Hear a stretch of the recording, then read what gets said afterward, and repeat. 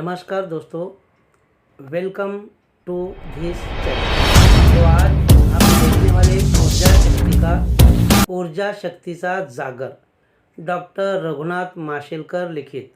तो दोस्तों ये लेसन में डॉक्टर रघुनाथ माशेलकर के बारे में यहाँ पे बहुत सारी जानकारी आज मिलने वाली है। तो दोस्तों आज ये लेसन का एक्सप्लेनेशन आज अपन देखेंगे। तो यहाँ पे बताया इंट्रोडक्शन में देखेंगे। तो प्रस्तुत पाठात लेखकाने त्यांच्या विद्यार्थी दशेतील आठवणी सांगितल्या आहेत। लहानपणीचे पित्याचे छत्र, तो ये डॉक्टर माशेलकर बचपन में ही उनके पिताजी एक्सपायर हो जाते और उनके बाद में उनके मम्मी ने, उनके माँ ने, उनकी परिस्थिति बहुत नाजुक थी, बहुत गरीबी परिस्थिति थी, लेकिन ऐसे परिस्थिति में भी अपने बच्चों को किस तरह एजुकेशन दिया है, इसी का ही हृदय द्रावक वर्णन ये लेसन में किया है। तो चलो एक एक पैराग्राफ देखेंगे। तो दोस्तों मैं हूँ आपका हिवाड़े सर। दोस्तों ये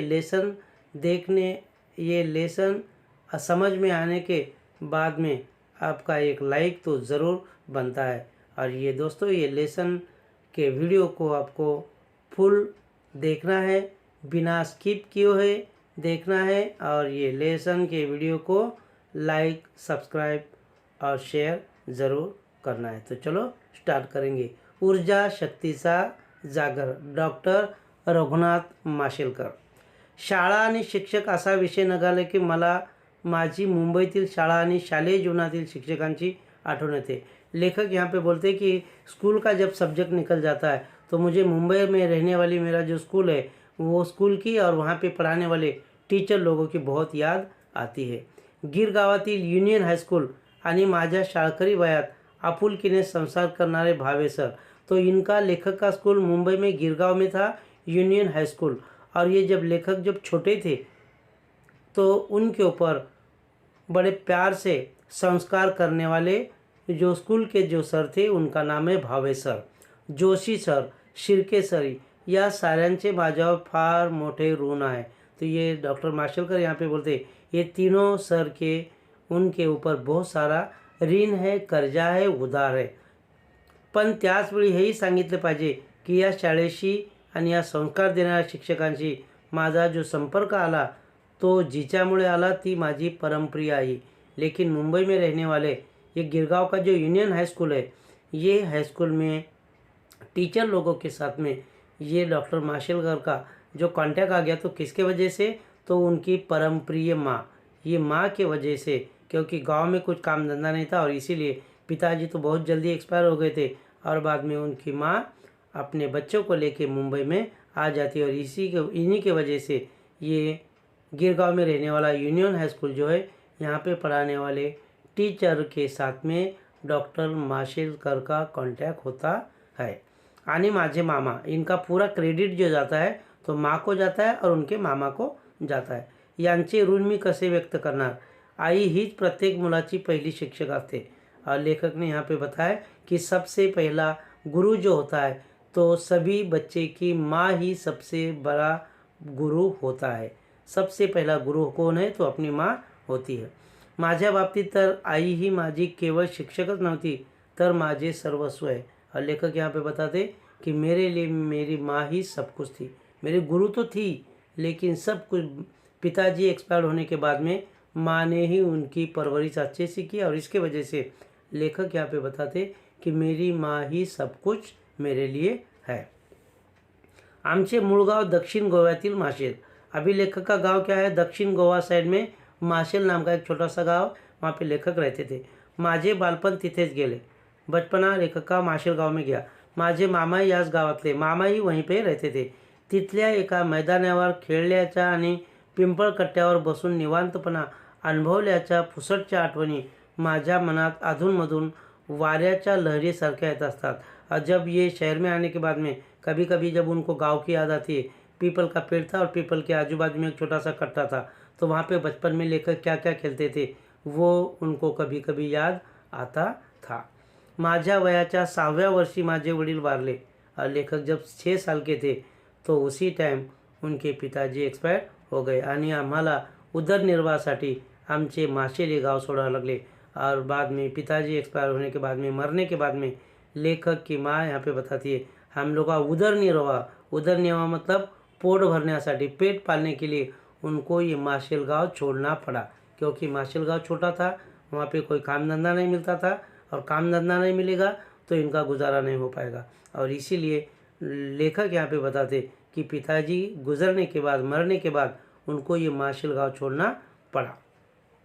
मी आणि माझी आई मुंबईत येऊन पोचलो, और बाद में लेखक और उनकी माँ मुंबई में आ गए, क्योंकि मुंबई में सब लोग आते हैं और आने के बाद में मुंबई में कोई भी आदमी भूखा रहता नहीं, पढ़ा लिखा हो या अनपढ़ गंवार हो, ये लोगों को कुछ ना कुछ काम मिलता है, और इसीलिए लेखक और उनकी माँ मुंबई में आ जाते हैं। गिर गावातल्या खेतवाडीतील देशमुख गल्लीमध्ये, और गिरगांव में रहने वाली खेतवाड़ी एक एरिया है, और वहाँ पे एक देशमुख गली है, और वहाँ पे मालती निवास, उनके घर का नाम मालती निवास था।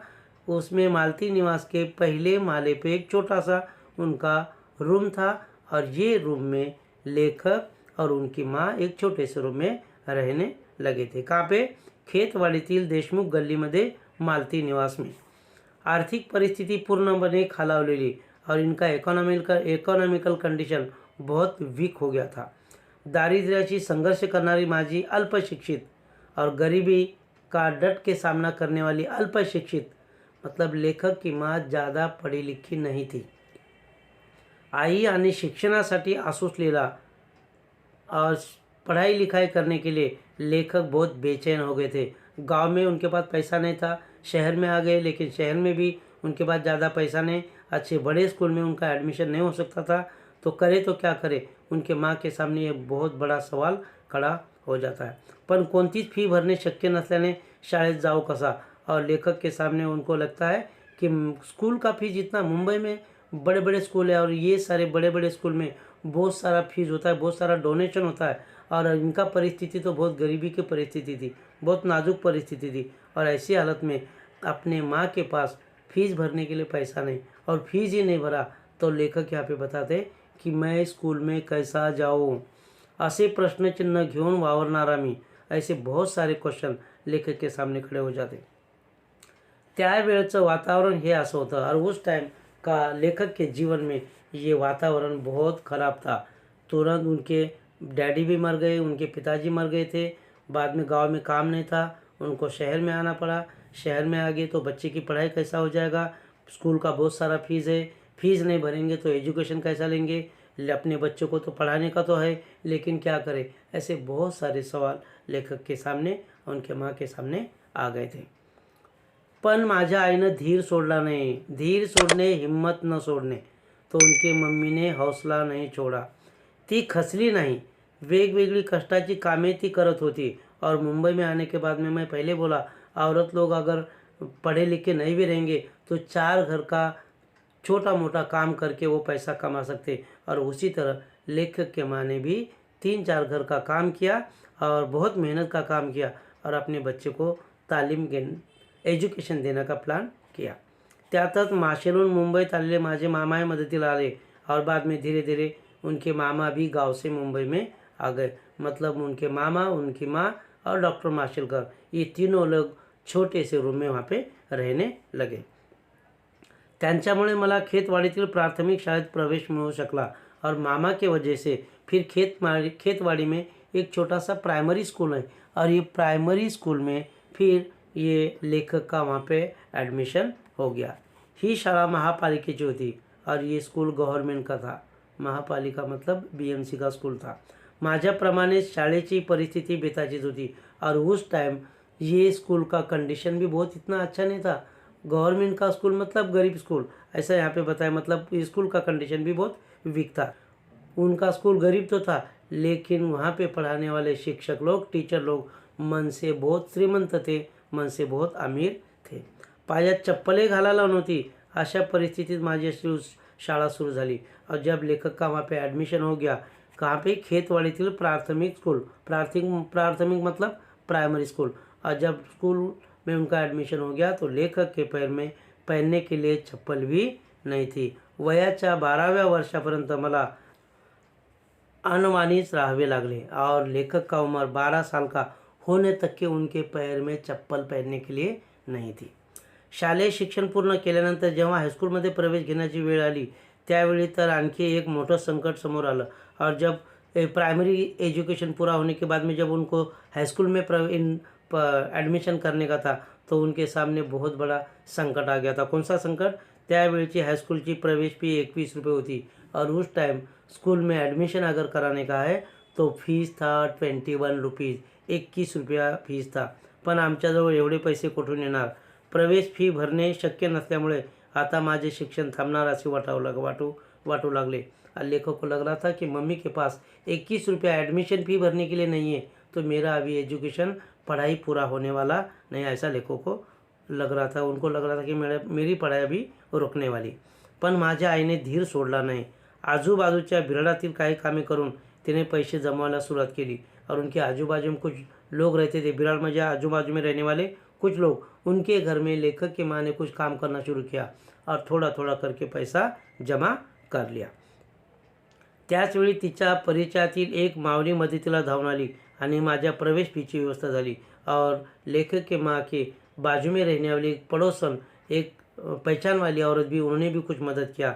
और जब कहा उनके लेखक के स्कूल के फीस का, एडमिशन का फीस 21 रुपया जो भरने का था वो फीस का बंदोबस्त हो गया. पण तोपर्यंत गिरगावातील त्यावेळच्या नामांकित शाळामध्ये प्रवेश बंद झाले होते.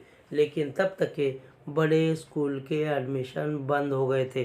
लेखक का पैसे का बंदोबस्त तो हो गया, पैसे का बंदोबस्त करते करते बहुत टाइम हो गया और बाद में फिर ये स्कूल का एडमिशन बंद हो गया था. अखेर युनियन हायस्कूलमध्ये मला प्रवेश मिळाला आणि माध्यमिक शिक्षणाचा पुढील टप्पा सुरू झाला. और लास्ट में फिर यूनियन हाईस्कूल में लेखक का एडमिशन हो गया और आगे की पढ़ाई चालू हो गई. अनेक अडीअडचणीतून मी जमेल तेवढा अभ्यास करत होतोच, पण त्या छोट्याशा खोलीतील जागा अपुरी पड़ू लागली. और बाद में लेखक पढ़ाई तो करने लगे लेकिन उनको ये छोटा सा जो रूम था पढ़ाई करने के लिए जगह कम पड़ रही थी, क्योंकि उसी में रहने का, उसी में खाने का, उसी में सोने का और उसी जगह पे पढ़ाई करने का, इसलिए लेखकों की जगह बहुत छोटी पड़ रही थी. अभ्यासाला पूरक वातावरण होते, मात्र त्यातही वातावरणात मी जिद्दीने अभ्यास करत राहिलो. बहुत छोटी जगह थी लेकिन लेखक तो भी उसी जगह में ॲडजस्ट करके पढ़ाई करने लगे आणि परीक्षेत चांगले यश मिळत गेले. या युनियन हायस्कूलमध्ये शिक्षक त्यांची सेवाभावी वृत्ती, विद्यार्थ्यांना शिकवताना त्यामध्ये त्यांचे स्वतःला झोकून देणे आणि निरपेक्ष भावनेने केलेले मार्गदर्शन यामुळे माझ्या केवळ शालेय अभ्यासाचाच पाया पक्का झाला असं नाही तर आयुष्याचाच पाया पक्का झाला. और वहाँ पे पढ़ाने वाले टीचर लोग बड़ी मन लगा के, बड़े लगन से बच्चे लोगों को पढ़ाते थे. शिक्षणाबद्दल एक आंतरिक ओढ लागू लागली और बाद में टीचर लोग पढ़ाने की वजह से लेखक का मन पढ़ाई में लग गया था. आमच्या हाईस्कूलमध्ये दर शनिवारी चाचणी परीक्षा घेण्यात येत असे और यहाँ जहाँ पे लेखक का एडमिशन हो गया था वहाँ पे हर सैटरडे के दिन एक यूनिट टेस्ट होता था. आमचं हाईस्कूलही गरीब होतं त्यामुळे उत्तरपत्रिका घरून न्यावी लागायची. और जो लेखक स्कूल में पढ़ते थे वो स्कूल भी बहुत गरीब था और हर वीक में सैटरडे के दिन यूनिट टेस्ट होता था. तो यूनिट टेस्ट का आंसर पेपर, फुल स्केप पेपर लेखक को घर से लेके जाना पड़ता था. और उस टाइम उसकी कीमत, फुल स्केप की कीमत 3 पैसा थी. लेकिन हफ्ते में 3 पैसा खा पी के जमा करना भी लेखक की मम्मी को बहुत भारी पड़ रहा था. आपल्याला कदाचित पटणार नाही पण तेव्हा दर आठवड्याला ही 3 पैसे उभे करताना देखील माझ्या आईच्या डोळ्यात पाणी उभे राहायचे.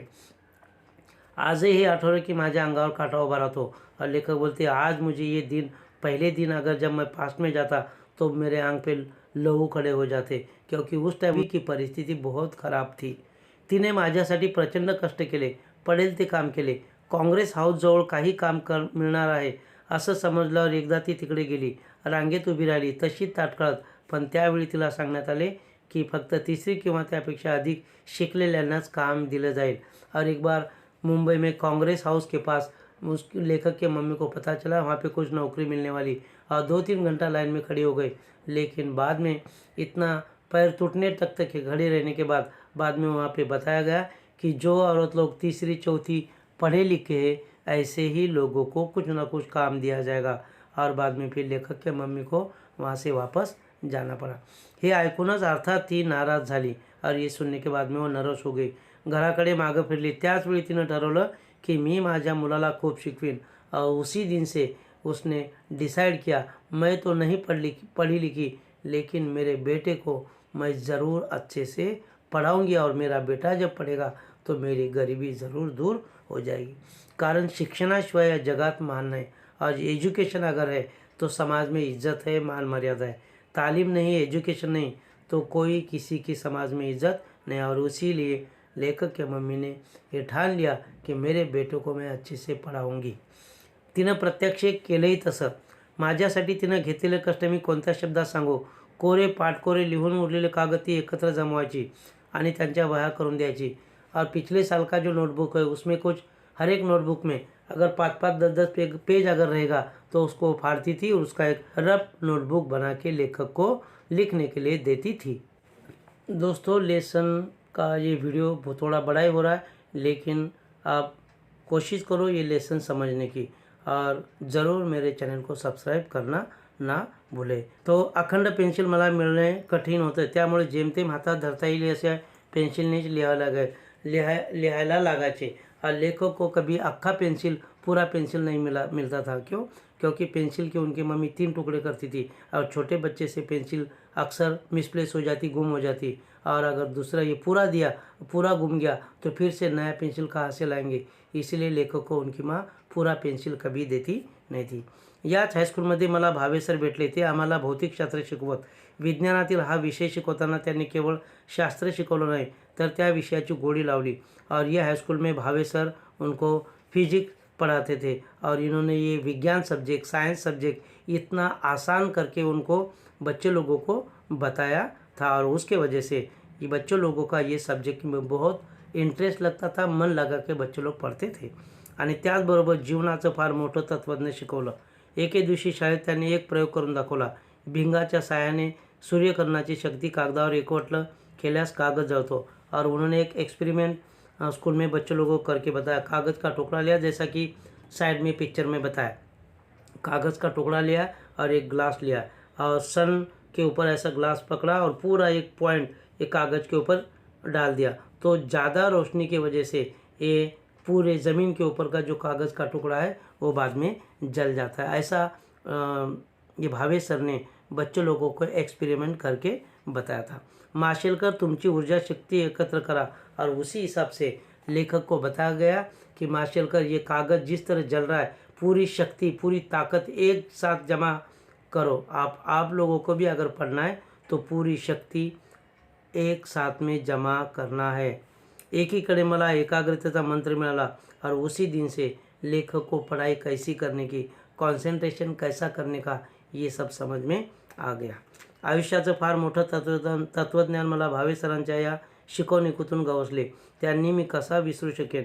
भावे सराप्रमाणे माझ्या शाळेत आणि पुढील शैक्षणिक जीवनात जोशी सर और भावे सर के साथ उनके स्कूल में जोशी सर, शिर्के सर और मालेगावला सर्वांनीच माझ्या व्यक्तिमत्वाच्या जडणघडणीसाठी उत्तम मार्गदर्शन केले।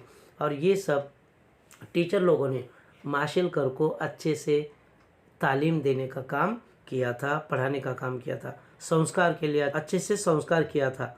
आयुष्याच्या उभारणीसाठी मला याच शाळेने आणि याच शिक्षकाने भरपूर शिदोरी दिली और ज़िंदगी भर जिंदा रहने के लिए, कमाने के लिए यही स्कूल ने उनको शिदोरी दिया था, मतलब मेहनत मजदूरी करने का एक मंत्र दिया था। संघर्षासाठी आत्मविश्वास मिळवून दिला और कोई भी काम करने के लिए बिना स्ट्रगल किए हुए कुछ भी इंसान को हासिल होता नहीं। और कैसा संघर्ष करने का यही स्कूल ने लेखक को बताया था। जगण्याचे भान दिले। आजही फिरून ते शाळेचे दिवस आठवताना एकीकडे प्रचंड दारिद्र्याचा सामना करतानाचे क्षण आठवतात। और आज भी लेखक के सामने पुरानी जब बात आती है तो गरीबी परिस्थिती उनके सामने दिखाई देती है। आणि त्याच वेळी माझी आई, माझे शिक्षक, माझी शाळा हे माझे संस्कार केंद्र माझ्या डोळ्यासमोर उभे रहते। और बाद में उसी टाइम ये लेखक के सामने उनके सर, उनकी मम्मी, उनके मामा और जहाँ पे उनको एजुकेशन मिला वो स्कूल उनकी आंखों के सामने दिखाई देता है। मी पुन्हा मनोमनी शाळेत जाऊ लागलो। और जब याद उनको आती गरीबी परिस्थिति की, जब बचपन में उनके पिताजी मर जाते, उनका एजुकेशन कैसा पूरा हो जाता है और बाद में बड़ा होने के बाद में लेखक को मन से वो बाद में फिर से स्कूल में जाते रहते। तो दोस्तों यहाँ पे ऊर्जा शक्ति का जागर रिलेशन अपन देखा है। Thank you.